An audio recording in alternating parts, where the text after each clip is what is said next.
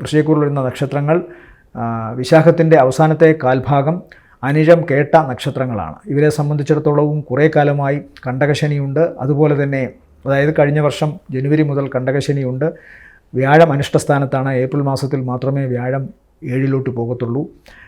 5-ാം ഭാവത്തിൽ സഞ്ചരിക്കുന്ന രാഹു, 11-ൽ സഞ്ചരിക്കുന്ന കേതു. 11-ലെ കേതു സാമ്പത്തികമായിട്ട് നേട്ടം കൊടുക്കും. പ്രത്യേകിച്ചും വിദേശവുമായി ബന്ധപ്പെട്ട പ്രോജക്റ്റുകളിലോ അല്ലെങ്കിൽ വിദേശത്ത് നിന്ന് ഇവരുടെ ബന്ധുക്കൾ സഹായിക്കുന്നത് വഴിയോ, അതുമല്ലെങ്കിൽ ഈ നക്ഷത്രക്കാർ തന്നെ വിദേശത്ത് ജോലി കിട്ടി അവിടെ നിന്ന് സാമ്പത്തിക നേട്ടം ഉണ്ടാവുകയും ചെയ്യും. അതിന് കുഴപ്പമൊന്നുമില്ല.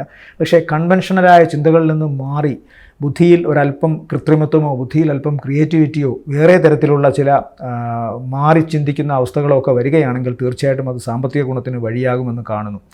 അല്ലാതെ പഴയ രീതിയിൽ തന്നെ മുന്നോട്ട് പോയാൽ, അതായത് തങ്ങളുടെ തൊഴിൽ മേഖലയിൽ പ്രത്യേകിച്ചൊരു മാറ്റവും ഇല്ലാതെ പഴയത് ആവർത്തിച്ചാണ് പോകുന്നതെങ്കിൽ വലിയ വിജയം ഉണ്ടാകണമെന്നില്ല. അത് പ്രത്യേകം ശ്രദ്ധിക്കുക.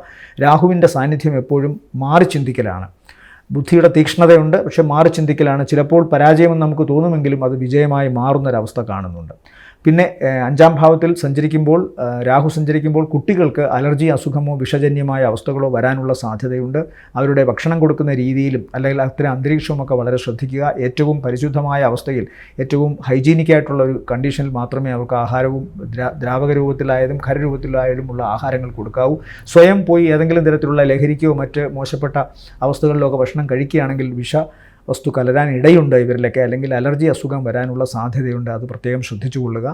ഇവരെ സംബന്ധിച്ചിടത്തോളം 6-ൽ സഞ്ചരിക്കുന്ന, അതായത് 5-ാം ഭാവാധിപനാണ് 6-ൽ സഞ്ചരിക്കുന്നത്. അതുകൊണ്ട് സന്താനസ്ഥാനത്ത് ദോഷം വരാനുള്ള സാധ്യത കാണുന്നു. വിദ്യാഭ്യാസ സംബന്ധമായോ ആരോഗ്യ സംബന്ധമായോ അവർക്ക് ദോഷം വരാതെ പ്രത്യേകം ശ്രദ്ധിക്കുക. വൃശ്ചികക്കൂറിനെ സംബന്ധിച്ചിടത്തോളം ഈ ആഴ്ചയിലെ നല്ല ദിവസങ്ങളെന്ന് പറയുന്നത് 18, 19, 20 ഗുണമുള്ള ദിവസങ്ങളാണ്.